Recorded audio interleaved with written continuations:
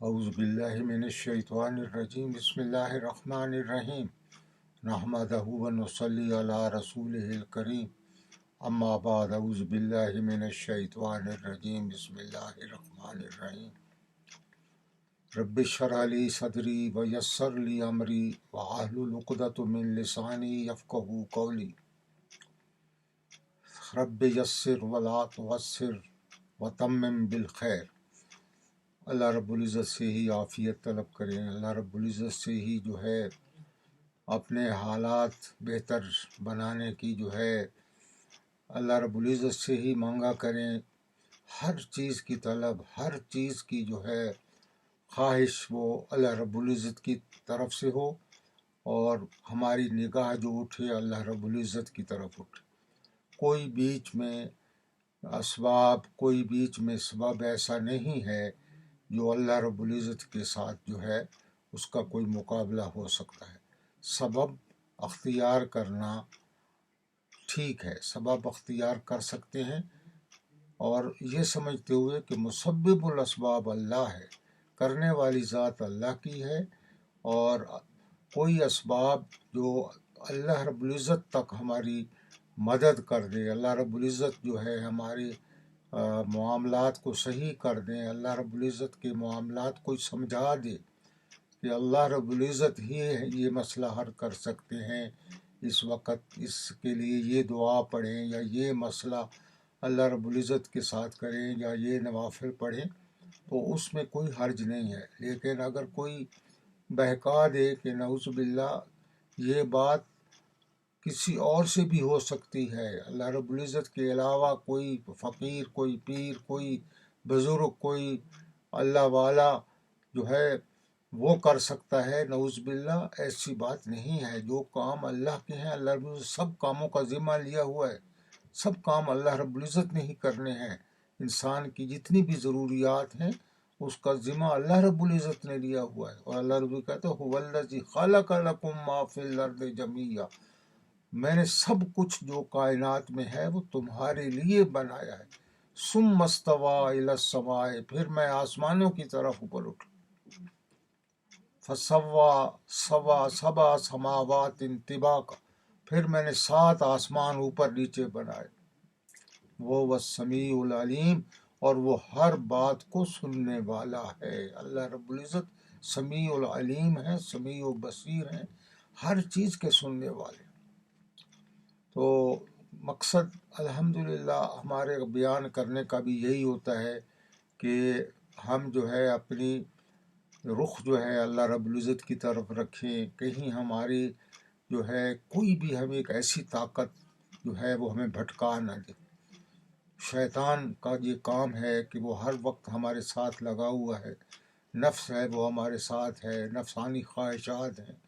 اب دنیا کے اندر ہر انسان جو ہے وہ محنت کر رہا ہے، کوشش کر رہا ہے، روپے، پیسہ، ڈالر یہ کما رہا ہے۔ اگر اس کی توجہ صرف اس کمائی کے بعد اسی پر ہو جائے کہ یہ میرے پاس ہوں گے تو میرے مسئلے حل ہوں گے، تو وہ بہک گیا، نعوذ باللہ۔ مسئلے حل تو ہوں گے اللہ رب العزت سے، ڈالر اور یہ چیزیں کچھ نہیں کر سکتی۔ تو پھر تو وہ جس چیز سے اس کو اللہ رب العزت سے زیادہ محبت ہو گئی، جس چیز سے اللہ رب العزت کی نسبت اس کو زیادہ کشش ہو گئی، اس کا وہی معبود ہو گیا۔ تو اگر معبود غیر اللہ ہے کوئی تو نعوذ باللہ پھر اللہ رب العزت سے اس کا کیا تعلق رہا۔ جو دنیا میں مرضی کرو، محلات بنا لو، کوٹھیاں بنا لو، زمینیں خرید لو، پیسے بینکوں میں جمع کر لو، سب کچھ کر لو، لیکن ان سب چیزوں کو اللہ رب العزت کے تابع کر دو، پھر سب کچھ صحیح ہے۔ اور اگر جیسے آج میں ابھی ماہ رمضان میں الحمدللہ ہم کافی قرآن پاک کو پڑھتے رہے، آپ کوشش یہ کریں گے کہ جو ضروری آیات ہیں 2-4 وہ پڑھ لیں اور ان کا مفہوم سمجھا دیا، کیونکہ وقت اتنا زیادہ جو ہے، جو اگر کم وقت لیں گے تو آپ کو ذرا اس میں لگنے میں آسانی رہے گی۔ تو اس طرح سے جو ہے وہ ہم انشاءاللہ آپ کیا کریں گے، اور زیادہ تر آپ کو باتوں میں کوشش کریں گے کہ سمجھا دیں قرآن پاک کا مفہوم کیا ہے، اور جو ضروری آیات ہیں وہ بھی 190 تک ہم الحمدللہ پہنچ گئے، اور آج 190 نمبر آیات ہے وہ ہم پڑھیں گے۔ اور اس میں جو ہے اللہ رب العزت نے بہت ہی ہمیں مسائل سے آگاہ کیا ہے۔ وَقَاتِلُوا فِي سَبِيلِ اللَّهِ الَّذِينَ يُقَاتِلُونَكُمْ، یہ بھی اللہ رب العزت ایک حکم دے رہے ہیں۔ وَقَاتِلُوا فِي سَبِيلِ اللَّهِ، لڑائی کرو، لڑو، یہ نہیں ہے قتل کرو، قتل کرنا مقصد نہیں ہے، لڑائی کرنی ہے۔ لڑائی میں اگر دونوں طرف سے کوئی قتل ہو جائے تو وہ علیحدہ بات ہے، لیکن وقار کیسے لوگ کافر لوگ جو ہے مطلب کہ قرآن پاک میں ہے کہ قتل کر دو کافروں کو، مار دو کافروں کو، نہیں۔ یہاں بھی اللہ رب العزت نے جہاں بھی حکم دیا ہے وہاں کافروں کی پہل ہوگی تو آپ نے آگے کرنا ہے۔ اس میں بھی دیکھو وَقَاتِلُوا فِي سَبِيلِ اللَّهِ الَّذِينَ يُقَاتِلُونَكُمْ، ان لوگوں سے لڑائی کرو جو تمہارے ساتھ لڑائی کرتے ہیں۔ آگے اللہ رب العزت پھر ریسٹرینٹ دے رہے ہیں، پابندی لگا لے، وَلَا تَعْتَدُوا، اور حد سے مت بڑھو، إِنَّ اللَّهَ لَا يُحِبُّ الْمُعْتَدِينَ، تو اللہ رب العزت جو ہے وہ حد سے بڑھنے والوں کو پسند نہیں کرتا۔ یہ دو چار آیاتیں ہیں جو صرف اسی لڑائی جھگڑے میں جو کافروں کے ساتھ جو ہے مکہ میں مشرکین کے ساتھ جو اللہ رب العزت نے حضور نبی صلی اللہ علیہ وسلم کو حکم دیا کہ مشرکین مکہ جب آپ سے لڑنے آئیں تو پھر ان سے آپ نے لڑائی کرنی ہے۔ اگر اہل کتاب ہو تو ان سے جہاد، لڑائی، ان سے لڑنے کا اور کوئی مقصد ہے۔ اگر وہ لڑائی کے بعد اگر وہ لڑائی نہیں کرنا چاہتے اور اسی حالت میں رہتے ہیں تو آپ کے وہ ذمہ بن کے رہیں، آپ سے آپ کو وہ فدیہ دیں۔ لیکن کافروں سے دو بدے لڑائی ہے، اگر آپ نے ان سے لڑائی کرنی ہے وہ آپ سے لڑائی کریں گے، اب پھر جو جیتے گا وہ پریویل کرے گا، اس کا حکم چلے گا۔ تو اس لیے اب جو آیات آ رہی ہے وہ یہ ہے وَاقْتُلُوهُمْ حَيْثُ ثَقِفْتُمُوهُمْ، اب یہاں پر یہ جو حکم ہے وَاقْتُلُوهُمْ حَيْثُ ثَقِفْتُمُوهُمْ، لڑائی کرو ان سے جہاں تمہیں ملے، یا ان کو مارو جہاں تمہیں ملے۔ یہ کون لوگ ہیں؟ وَأَخْرَجُوهُمْ مِنْ حَيْثُ أَخْرَجُوكُمْ، اور ان کو نکالو وہاں سے جہاں سے انہوں نے تمہیں نکالا ہے۔ جب وہ تمہارے ساتھ لڑائی کریں گے تو آپ نے بھی ان کے ساتھ لڑائی کرنی، یہ نہیں ہے کہ پھر آپ پیچھے ہو کے بیٹھ جائیں۔ لڑائی کے بدلہ لڑائی کریں گے، ان کے ساتھ مقابلہ کریں گے۔ اب جو مکہ کی زندگی ہے حضور نبی کریم صلی اللہ علیہ وسلم کی 12-13 سال کی جو زندگی ہے اس میں مسلسل لڑائی رہی ہے۔ کتنے غزوات جس میں حضور صلی اللہ علیہ وسلم نے خود حصہ لیا ہے وہ ہے، اور کتنی بڑی بڑے جو ہے مارکے ہوئے ہیں، اور کافروں جو ہے پھر حضور نبی کریم صلی اللہ علیہ وسلم مدینہ شریف تشریف لے گئے، ہجرت کر گئے، تو وہاں بھی جنگوں کا سلسلہ شروع ہوا۔ جاتے ہی پہلی جنگ 2 ہجری کو جنگ بدر ہو گئی، 3 ہجری کو جنگ احد ہو گئی، سلسلہ چلتا رہا، اس سے رکاوٹ ہوئی نہیں ہے۔ جنگ احزاب ہوئی، جنگ خندق جسے کہتے ہیں، پھر جنگ تبوک، پھر یہ سلسلہ حضور نبی کریم صلی اللہ علیہ وسلم کی زندگی 62-63 سال کی زندگی میں حضور نبی صلی اللہ علیہ وسلم مکمل طور پر جو ہے یہ تو مکی زندگی میں جو اللہ رب العزت نے یہی حکم دیا تھا کہ صبر بھی کرنا ہے، ان کو برداشت کرنا ہے، لیکن اگر یہ لڑنے پہ آمادہ ہو جائے، تل جائے، تو پھر آپ نے ان کے ساتھ لڑائی کرنی۔ وَاقْتُلُوهُمْ حَيْثُ ثَقِفْتُمُوهُمْ أَخْرَجُوهُمْ مِنْ حَيْثُ أَخْرَجُوكُمْ، ان کو بھی وہیں سے نکالو جہاں سے انہوں نے تمہیں نکالا ہے۔ وَالْفِتْنَةُ أَشَدُّ مِنَ الْقَتْلِ، یہ جو فتنہ شرک کفر، یہ جو فتنہ ہے، یہ جو شرک ہے، یہ جو کفر کی جو ان کے کفرانی زندگی ہے، یہ جو ہے قتل سے بھی بدتر ہے، قتل سے بھی بدتر ہے۔ وَلَا تُقَاتِلُوهُمْ عِنْدَ الْمَسْجِدِ الْحَرَامِ حَتَّى يُقَاتِلُوكُمْ فِيهِ، آپ ان کو وہاں لڑائی نہیں کرنی، قتل نہیں کرنا، مسجد حرام کے اندر، خانہ کعبہ کے اندر ان سے لڑائی نہیں کرنی، لیکن اگر تمہارے ساتھ وہ لڑائی کریں تو پھر تم ان کے ساتھ لڑو، اگر وہ لڑائی کریں تو پھر تم کے ساتھ لڑو۔ فَإِن قَاتِلُوكُمْ، اگر وہ تمہارے ساتھ لڑیں، فَاقْتُلُوهُمْ، تم ان کے ساتھ لڑو. کذالک جزاء الکافرین، تو یہی جزا ہے کافروں کی، یہی جزا، یہی ان کی جو ہے سزا ہے. فَإِنْ أَنْتَهُوا فَإِنَّ اللَّهَ غَفُورٌ رَحِيمٌ، اگر وہ باز آ جائیں تو پھر اللہ رب العزت سے آپ جو ہے ان کو معاف کر دیں، اللہ معاف کرنے والا ہے. فَإِنَّ اللَّهَ غَفُورٌ رَحِيمٌ.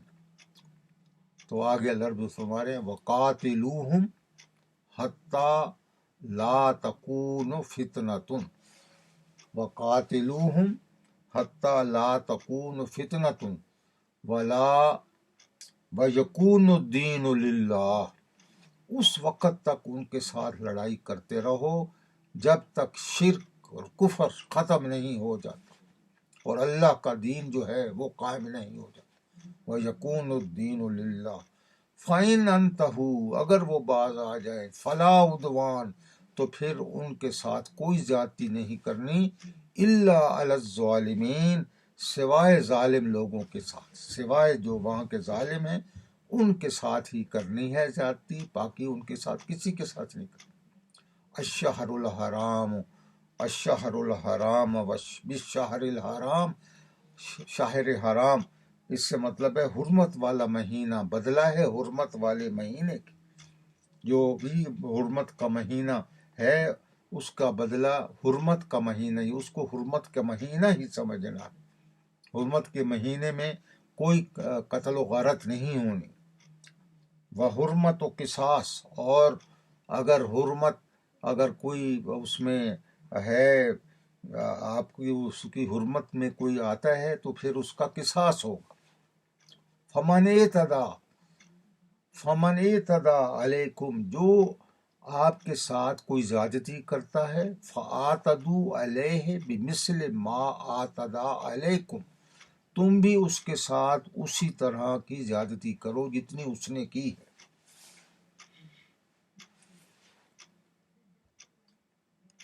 واتقوا اللہ، اور اللہ سے ڈرو.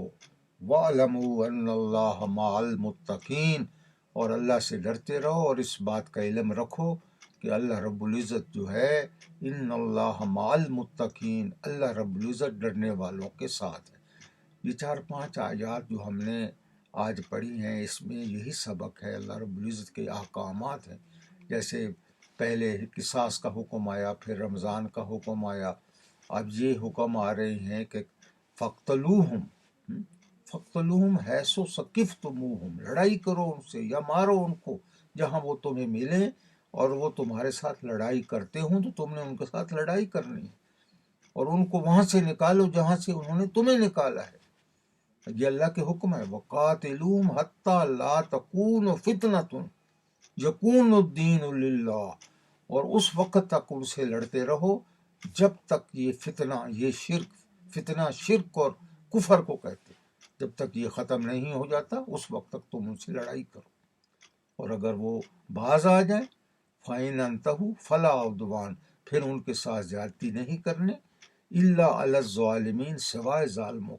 ہر موقع پہ اللہ رب العزت جو ہے ریسٹرینٹ جو ہے مسلمانوں کو دے رہے ہیں کہ کہیں آپ سے زیادتی نہ ہو جائے، کہیں کل کو یہ کافر لوگ یہ بہانہ نہ بنائیں کہ مسلمانوں نے تو ظلم کیے.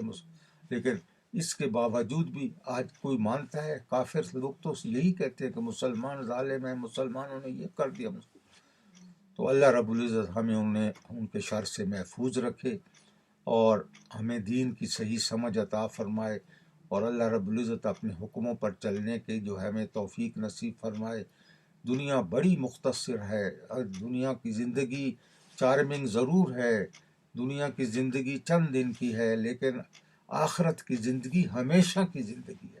ایک حدیث مبارکہ ہے، حضور نبی کریم صلی اللہ علیہ وسلم فرماتے ہیں کہ فقیر اور محتاج جو ہوں گے وہ جنت میں آدھا دن پہلے جائیں گے ان لوگوں سے جو بڑے متومل ہیں دنیا میں، اور آدھا دن 500 سال کے برابر ہے. تو وہ 500 سال پہلے جنت میں داخل ہوں گے جو دنیا میں جن کو اللہ رب العزت نے اتنا امیر نہیں کیا جتنے آپ کو وہ دوسرے نظر آتے ہیں، لیکن وہ اپنی اس غربت میں بھی اور اپنی محتاجی میں بھی اللہ کے ساتھ اپنا تعلق قائم رکھے. نہ انہوں نے شرک کیا، نہ انہوں نے کوئی کفران کے کلمات کہے، نہ انہوں نے کوئی غلط کام کیے، نہ انہوں نے لوٹ کھسوٹ کی، مال مسال کے. اب دیکھو جو سرکاری ملازمین جو تھوڑی سی تنخواہ لیتے ہیں، ان میں کچھ لوگ ایسے ہیں جو اپنی تنخواہ پہ گزارا کرتے ہیں. تو وہ کتنے جو ہے اللہ کو کتنے پیارے ہوں گے کہ اپنی تنخواہ کے اندر گزارا. اور کچھ لوگ نعوذ باللہ ہیں کہ وہ رشوت کو یا حرام کھانے کو برا نہیں سمجھتے. تو ہمیں جب ہم وہاں پاکستان میں تھے تو ہمارے ایک دوست تھے جو بڑے بڑے آفیسر تھے پولیس میں. وہ کہنے لگے میں رشوت نہ لوں تو میری ماں بیمار، میرے بچے بیمار، میری بیوی، میں تو سارے وہ خرچ لے کے کرتا ہوں. تو اللہ رب العزت نے دیکھو وہ رشوت کا پیسہ کہاں لگنا شروع ہوا. اگر وہ باز آ جاتا اور اللہ کے ساتھ الگ، دنیا میں بھی امن اور سکون ہوتا اور آخرت میں بھی جو ہے اس کو اللہ رب العزت کی جو ہے طرف سے سکون ملتا. اپنی عاقبت خراب کر رہے ہیں، جو بھی برا کام کر رہے ہیں. صرف یہ رشوت لینا، یہ تو میں نے مثال دی. ہر وہ کام جو اللہ نے منع کیا ہے وہ برا ہے. ہر وہ نشہ جس سے اللہ نے روکا ہے وہ برا کام ہے. سود حرام ہے. سود سے جتنا اپنے آپ کو جو ہے بچا سکو وہ بچو. یہ اور شراب اور یہ نشہ، اللہ رب العزت جو ہے شراب مسلمانوں کو، جس نے دنیا میں شراب جو ہے چھوڑی اللہ کے حکم کو سن کر، وہ اللہ رب العزت اس کو اپنے ہاتھ سے شراب پلائیں گے. تو کیوں نہ ایسی چیزیں جو اللہ رب العزت نے ہمارے لیے رکھی ہیں ہم ان سے فائدہ مند ہوں اور ان کو حاصل کرنے کی کوشش کریں. وما علینا الا البلاغ. جزاکم اللہ خیر.